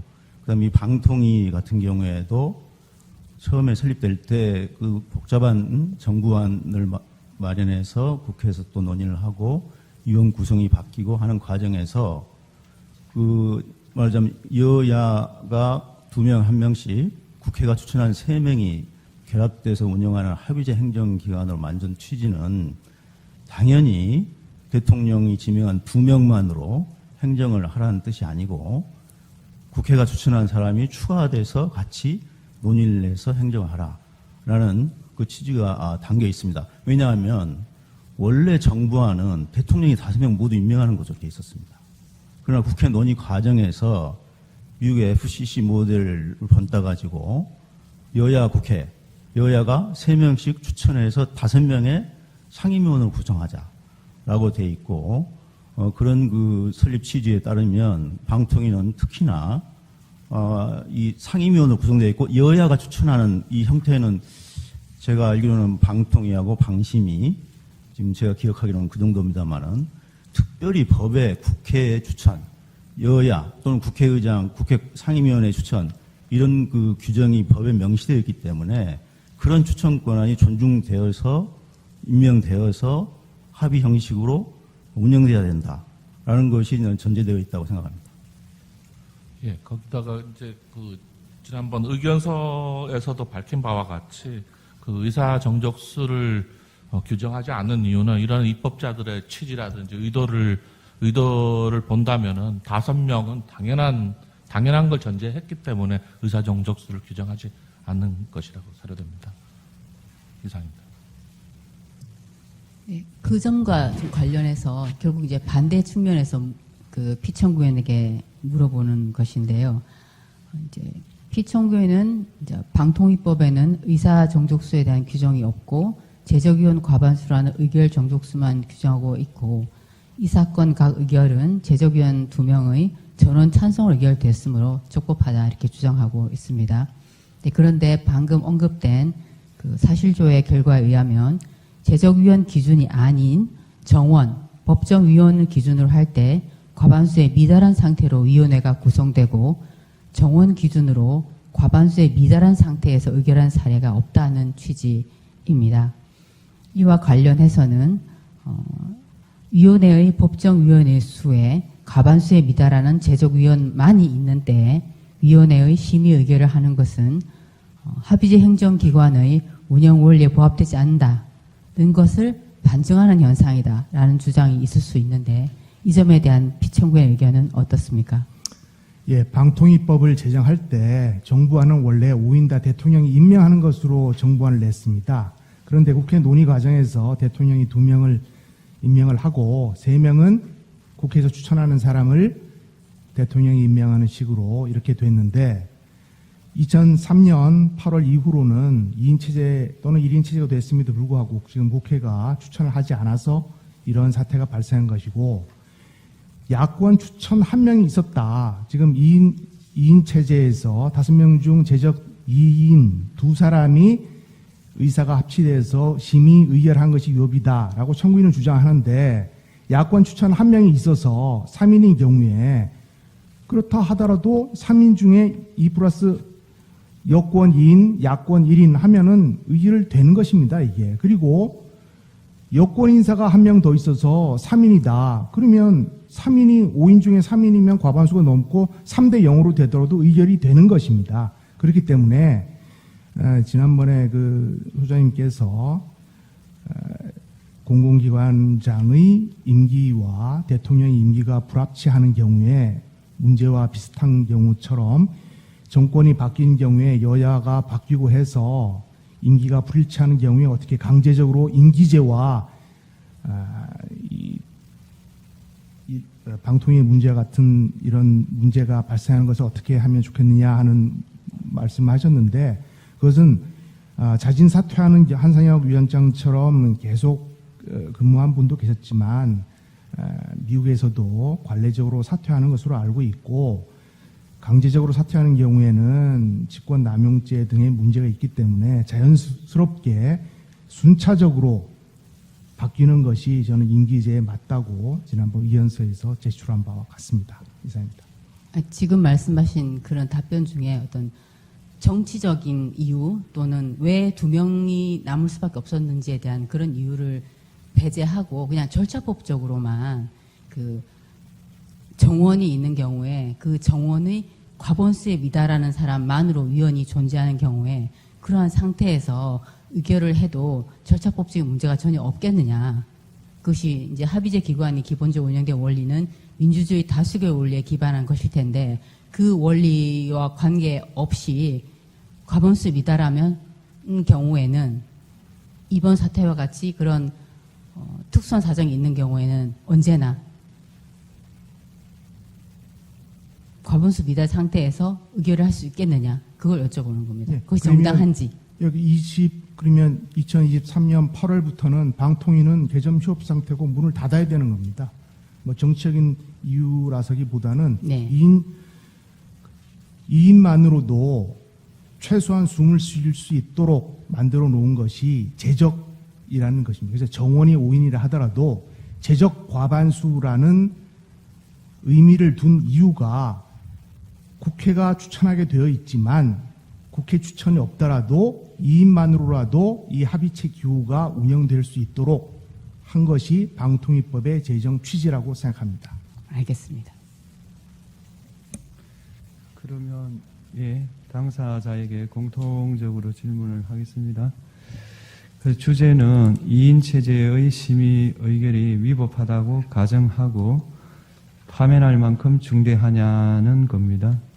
왜냐하면은 적법하다고 하면 이 질문을 할 필요가 없기 때문입니다. 먼저 피청구인 측에 물어보겠습니다. 국회가 방통위원 추천을 거부하고 있다면은 권한쟁의와 같은 법적 조치를 통하여 그 시정을 구할 수는 없었습니까?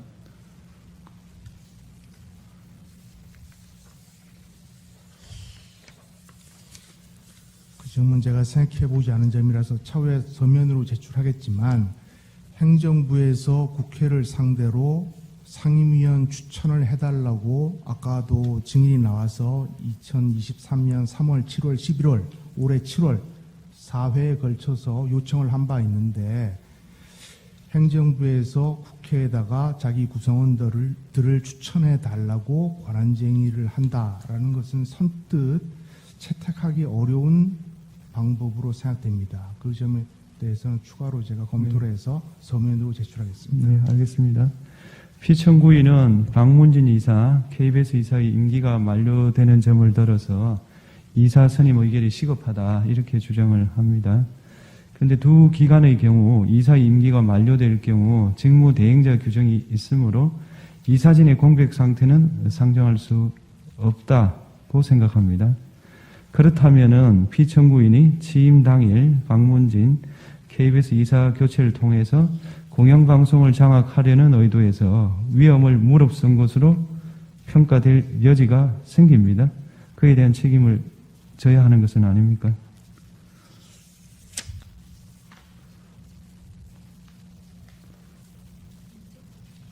네.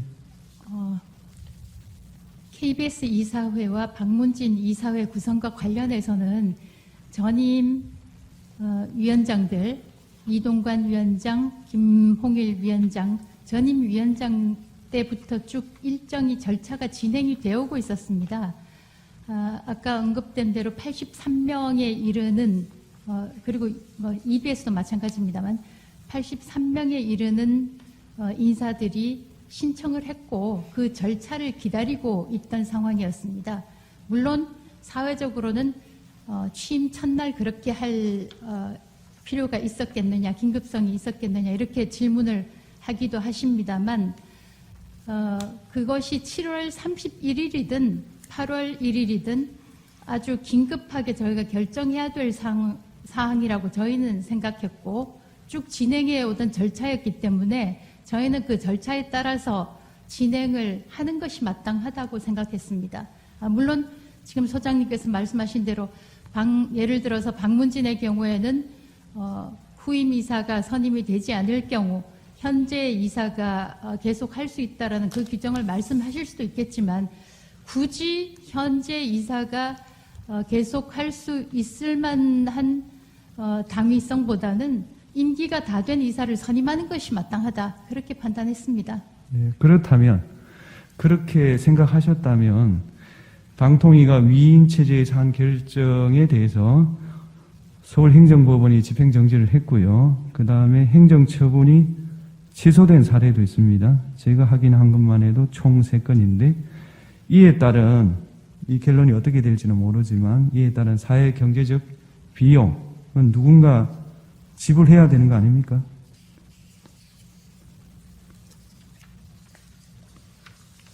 제가 말씀드리겠습니다.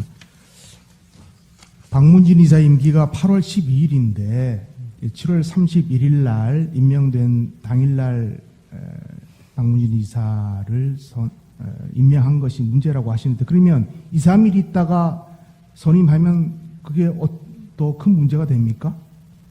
그러면 2주일도 남지 않았는데 후임자를 선정을 해줘야 이게 박문진 이사 같은 사람들이 변호사나 교수나 언론에 관계되는 사람들이 임명이 됩니다. 그러면 나가는 사람도 그렇고 지금 새로 임명되는 사람도 그렇고 교수 같으면은 2학기에 강의를 다른 사람한테 맡겨야 되고 변호사는 있는 사건을 다른 사람에게 위임을 하거나 재분배를 배당을 다시 해야 되는 것이고 다른 일을 하는 사람은 생업을 접어야 되는 겁니다. 그러니까 최소한 한 달 전에는 임명을 해줘야 나가는 사람이나 들어오는 사람이나 원활하게 업무 인수가 인계 인수가 되는 것이지 12일밖에 남지 않은 사람을 이제 임명을 해서 그 절차를 순리대로 가기로 하기 위해서 임명을 했는데 그게 잘못된 것이고 지금 3인이 임명되지 않은 상태에서 후임자가 있다고 계속 이렇게 늘어지는 것이 적법한 것이었는지 거기에 대해서 저는 좀 의문입니다. 그거는 행정부가 법률 해석을 독점할 때 생각할 수 있는 거예요.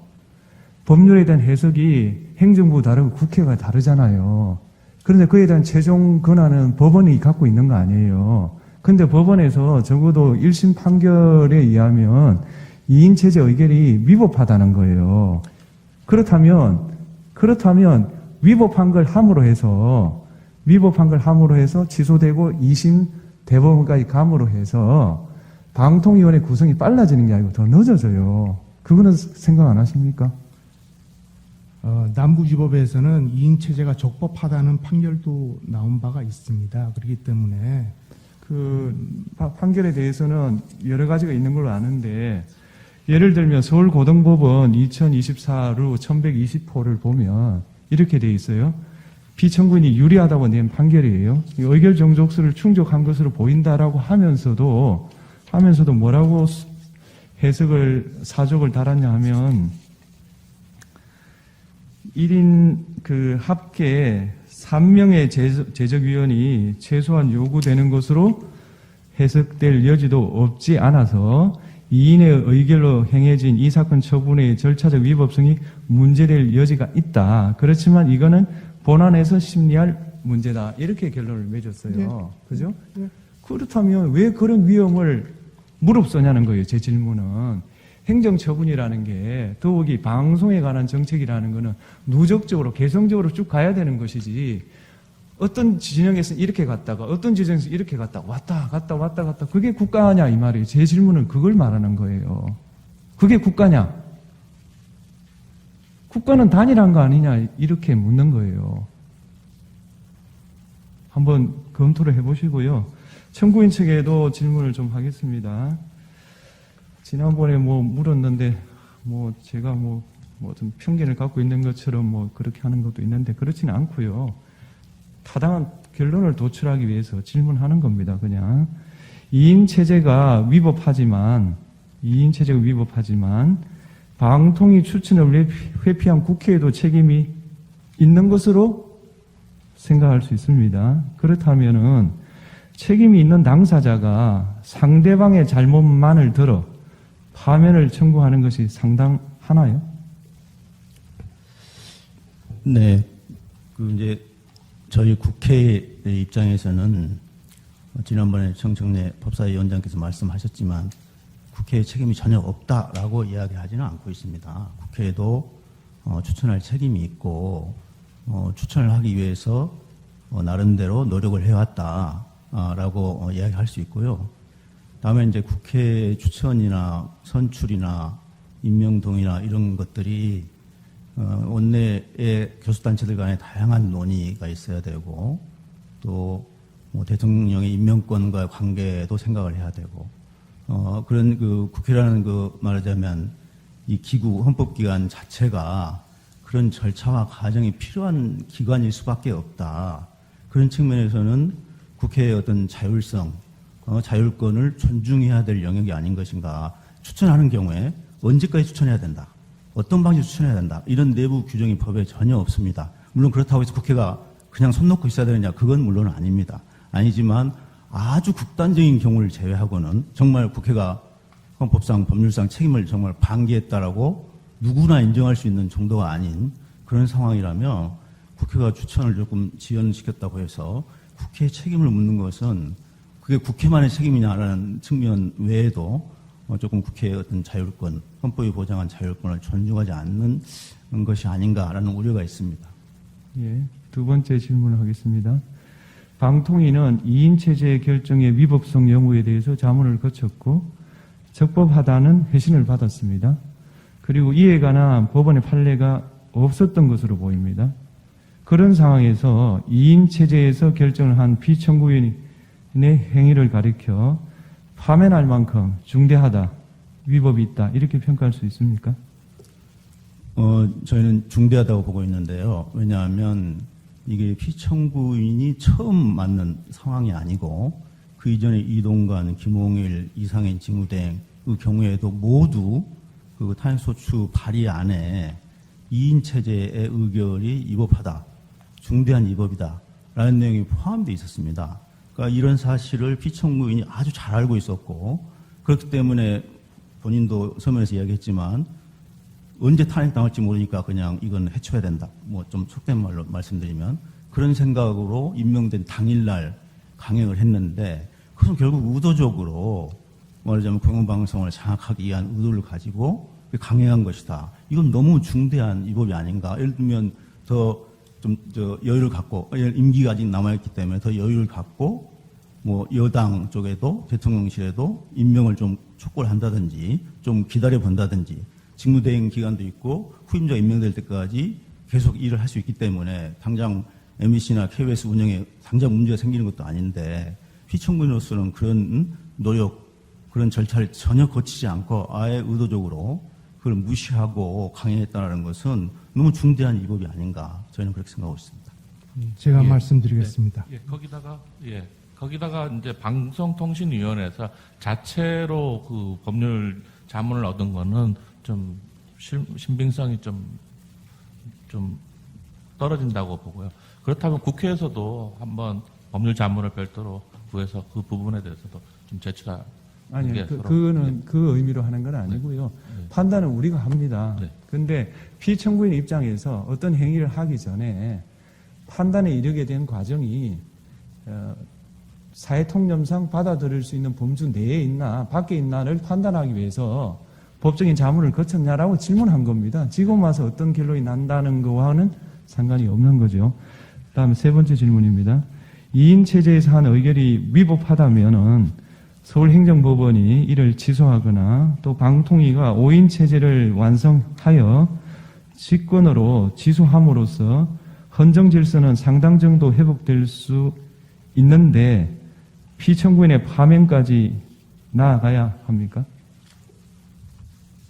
지금 그러니까 저희가 보기에는 좀 전에 말씀드린 거하고 비슷한 맥락이긴 합니다만은 피청구인이 기본적으로 저희가 보기에는 국회가 보기에는 어떤 방송 공영방송 장악에 대한 의도를 가지고 박문진 KBS 이사를 임명을 했고 그 이사들이 MBC와 KBS의 경영진을 교체하고 그 교체된 경영진을 통해서 말하자면 방송 보도 프로그램 제작에 개입하고 뭐 보도를 못하게 한다든지 프로그램 제작을 못하게 한다든지 또는 아예 뭐 불방시킨다든지 그런 그런 전례가 지난 10여 년 동안 저희가 경험을 했기 때문에 저희가 굉장히 헌법이 보자면 방송의 자유를 본질적으로 침해할 수 있는 그런 행위다라고 생각하고 있고요. 또 무엇보다도 피청구인이 KBS, MBC, EBS의 정상화라는 표현을 쓰고 있습니다.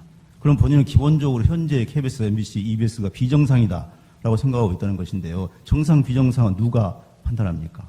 그런 어떤 피청구인의 편향된 인식이 이 말 2인 의결, 공영방송 이사 선임을 강행한 그 밑바탕에 깔려 있다.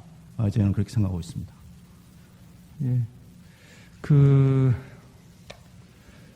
국회하고 행정부는 지금 해석이 다르고, 뭐 그런 입장인데, 통합이라는 것은 자기 진영에게 적용되는 권리가 상대방에게도 적용될 때만이 통합이 가능하고 그 통합의 매개는 현재 헌법과 법률에 기초할 수밖에 없다 생각합니다. 그래서 이 헌법재판소는 그런 작용을 통해서 통합이 될 수 있도록 애를 쓰고 있다 이 말씀을 드립니다. 오늘 변론 절차는 이걸로 마치고 오늘 소장님 제가 한 말씀 아까 드리려고 했는데 드리겠습니다.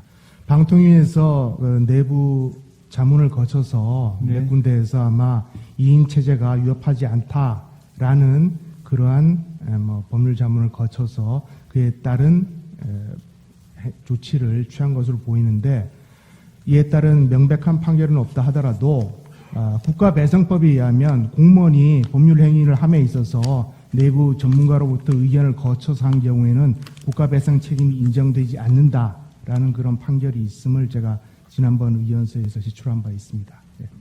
질문하시죠. 성부인 쪽에 예.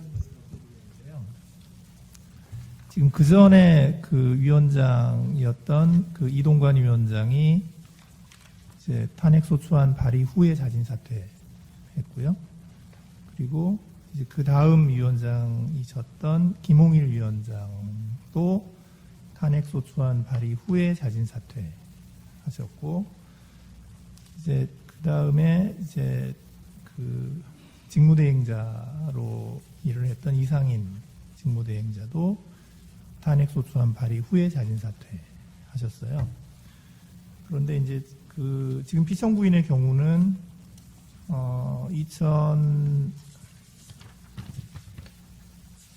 2024년 7월 31일에 이제 임명되셨는데 지금 임명 당일에 지금 오늘 우리가 이야기를 했던 이제 여러 가지 그 이제 회의를 열어서 여러 가지 일을 하셨습니다. 그리고 나서 바로 다음 날 이제 국회에서 피청구인에 대한 탄핵소추안이 발의됐습니다. 2024년 8월 1일. 그러면 이제 피청구인께 제가 여쭤보는 거는 그 피청구인은 이 탄핵소추안이 발의될 거라는 거를 미리 예상을 하고 7월 31일에 이런 전체회의 소집해서 이런 것들을 하신 것인지, 아니면 뭐 그 전혀 그거하고 관계없이 이런 회의를 하신 것인지 하는 걸 좀 묻고 싶습니다. 예, 아까 제가 언급한 인용한 그 기사 중에서 최민희 위원장, 현재 과방위원장이 사퇴 당시의 상황을 설명했을 때 이동관도 탄핵하라, 국민의힘과 절대 타협하지 마라, 이런 맥락에서 이게 그 국회 추천 3인이 쉽지가 않겠구나라는 생각은 계속했고요. 그게 이동관 위원장이 2023년 12월까지 근무를 했고, 김홍일 위원장이 2024년 1월부터 업무를 시작을 했습니다마는 국회에서 추천하는 3인이 언제 올지 그 시일에 대한 확신이 없었고, 그동안에 수없이 제가 그 탄핵 위협성 발언도 있어서 심적 압박감은 느낀 것은 사실입니다. 그러나 그것이 7월 31일에 저희가 공영방송 이사 선임을 한 이유는 아닙니다. 왜냐하면 8월 12일로 임기가 다가왔기 때문에 이거는 마땅히 해야 할 절차다. 방송통신위원회가 2인 이상 상임위원회 요청으로 회의를 소집할 수 있고, 위원장 단독의 요청으로도 위원회를 열 수 있다. 그 규정이 있기 때문에 저는 위원장으로서 마땅히 해야 할 일을 한다고 생각하고 했던 것입니다. 12일, 30일 앞으로 임기가 다가왔었습니다. 예, 알겠습니다. 예, 오늘 질문에 대한 그 청구인, 피청구인 측 답변을 좀 듣기 위해서 다음 제3차 변론기일은 12월 24일 오후 2시 대심판정에서 진행합니다. 다음 기일에는 변론이 종결될 가능성이 있으므로 다음 기일에서 소추위원 측과 피청구인 측의 최종 의견 진술을 준비해 주시기 바랍니다. 이상입니다. 재판장님, 그럼 증거 신청은 모두 더 이상 없는 기각된 걸로 이해하면 되겠습니까? 그거는 계속 검토 중이다, 이렇게 말씀드리겠습니다. 네, 알겠습니다. 네, 맞습니다.